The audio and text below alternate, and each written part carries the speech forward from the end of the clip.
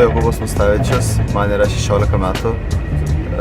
Sportuoju ledo ritulį, lankau jau 10-11 metus ir kitais metais važiuosiu į Freiburgo akademiją.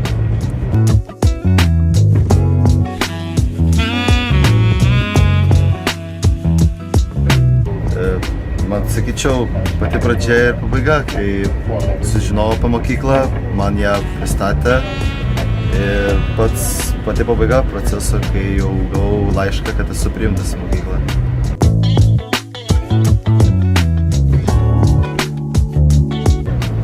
Tai labai padėjo, mano mama realiai labiau bendravo su tais agentais, bet kiek pasakojo, tai labai draugiški, labai linksmi ir labai padeda.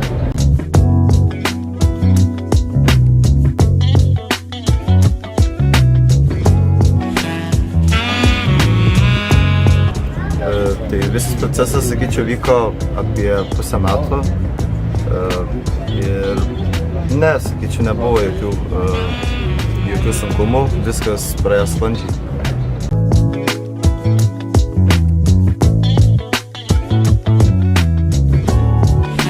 Tikrai rekomenduočiau, labai draugiški agentai, draugiški žmonės ir tikrai sklandžiai visas procesas vyko.